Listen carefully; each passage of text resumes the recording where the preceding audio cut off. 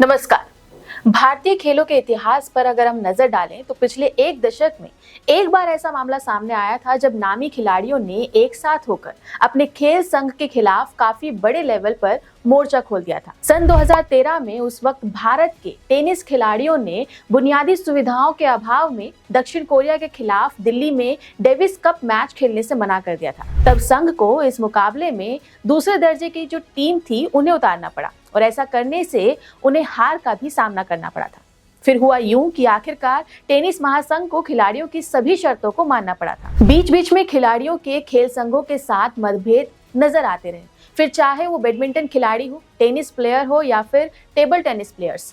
लेकिन 2013 के बाद अगर कोई दूसरी सबसे बड़ी लड़ाई लड़ी जा रही है तो वो है कुश्ती के खिलाड़ियों की संघ के खिलाफ लड़ाई। इस साल की शुरुआत में जनवरी में शुरू हुई लड़ाई में कुश्ती के खिलाड़ी जंतर मंतर पर धरना देने के लिए बैठे थे।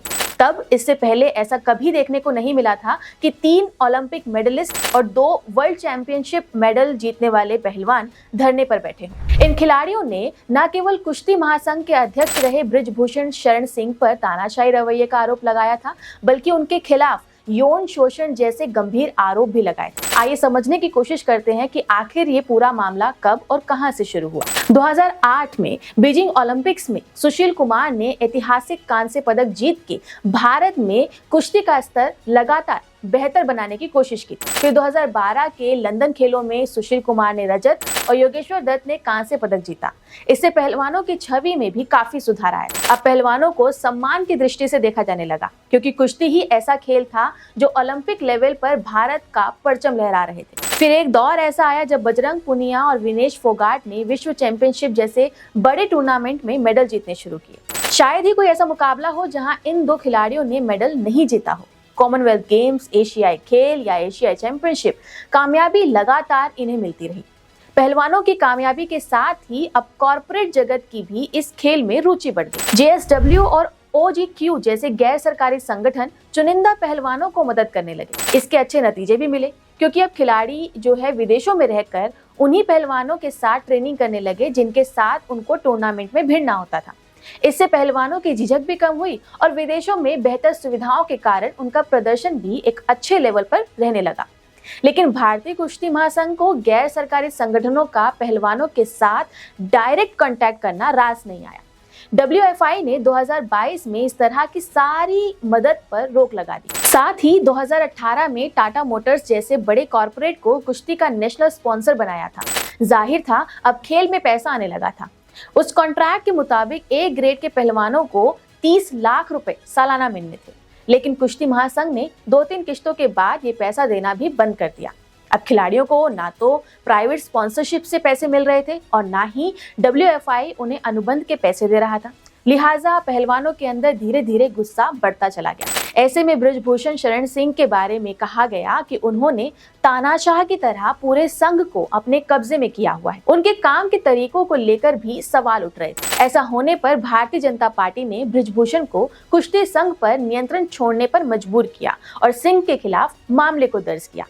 अब बारी थी कुश्ती संघ का कोई नया अध्यक्ष नियुक्त किया जाए, पर जब नया अध्यक्ष चुना गया तो खिलाड़ियों में गुस्सा फिर से कौंध गया। इस बार अध्यक्ष बनाए गए संजय सिंह को बृजभूषण का बेहद खास और पुराना वफादार माना जाता है। सिंह और बृजभूषण के विश्वास पात्रों में शुमार उनके बाकी साथियों ने न सिर्फ 15 में से 13 सीटों पर कामयाबी पाई, पर सबसे ज्यादा हैरान करने वाली बात ये थी कि चुने हुए पैनल में एक भी महिला को नहीं चुना गया।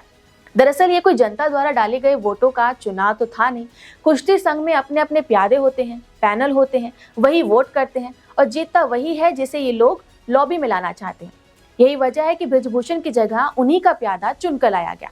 अब जब साक्षी मलिक ने इस नए चयन के खिलाफ कुश्ती के खेल से संन्यास लेने की घोषणा कर दी, एक पहलवान ने अपना गोल्ड मेडल प्रधानमंत्री निवास के सामने फुटपाथ पर पटक दिया, दूसरे पहलवान ने उसे मिली पद्मश्री लौटाने की घोषणा कर दी, तब जाकर सरकार के कान में जू रेंगी। केंद्रीय खेल मंत्रालय ने रविवार को भारतीय कुश्ती संघ के नवनिर्वाचित अध्यक्ष समेत इसकी पूरी कार्यकारिणी को निलंबित कर दिया।